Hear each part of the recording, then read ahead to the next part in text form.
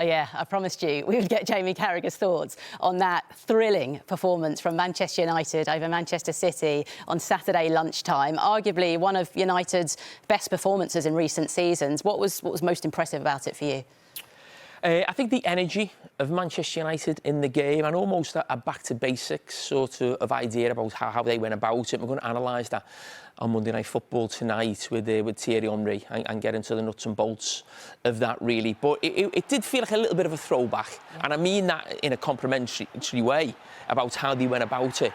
Really a lot of talk this week about Manchester United's DNA and what they sort of like, and the energy within the stadium, and it was fast, it was energetic, it was counter-attack, and they are the hallmarks of some of the great sides that Michael Carrick actually played in. So it was a brilliant result for them, but there'll be tougher tests to come over the next sort of few months. Arsenal next. Yeah, listen, Arsenal, exactly. It'll be a different game. You're the perfect person to ask about Lisandro Martinez's comments that he aimed at Paul Scholes after the match, because Scholes and Nicky Butt had been talking about him and this potential battle, of course, with Erling Haaland in that match on Saturday. But Martinez saying, come and say it to me. Come over to my house if you want. And Scholes replying on social media saying, I'll come round for a cup of tea. Yeah. Should he go round for a cup of tea? Should they talk it out? He should. I mean, I am one to know how this sort of feels. Yes. Certainly getting into disputes with players. But what I would say, and I'm sure from Paul Scholes and Nicky Butt's point of view, it's never personal. You know, they're passionate about the club. I'm passionate about Liverpool.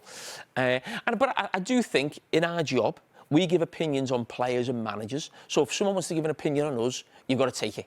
You know, you can't be one way. Yeah. So listen, I think Paul Scholes made a really good joke about it. Hopefully they'll have a little cup of tea together, shake on it, and move on from there. And that's it.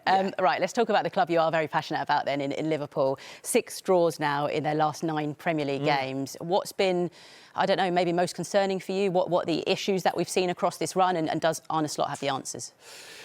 The concerning thing over this run is Liverpool are playing with the handbrake on. Now, I don't think that was the case at the weekend. I think Liverpool played really well, and sometimes you have to accept you don't get the result that you really deserve, which Liverpool did. So I don't think this game in isolation reflects what we've seen over the last couple of months. But the dilemma for every manager in every team, in every league, no matter what you're playing, where you're playing, is balance between attack and defence. Now, the balance wasn't right at the start of the season. It fell too much in the attacking sense, and Liverpool were leaving themselves open at the back. End-to-end games, lots of goals.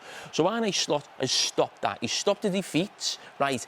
But the balance has almost gone too far one way now, where that energy and pace in the team isn't there. So it's a lot slower. The footballers are a lot big pragmatic, if you would like, but he's done that to stop the end-to-end games, to try and make the team stronger defensively. Now he's always got to move this needle a little bit more attacking. And listen, if it was easy, you know, every manager could do it. But that's the conundrum for everybody, getting the balance between attack and defence. And he hasn't been able to get that right all season. It was too far one way at the start of the season. Now it's maybe too far the other way. Maybe Mo Salah will change it when he's back.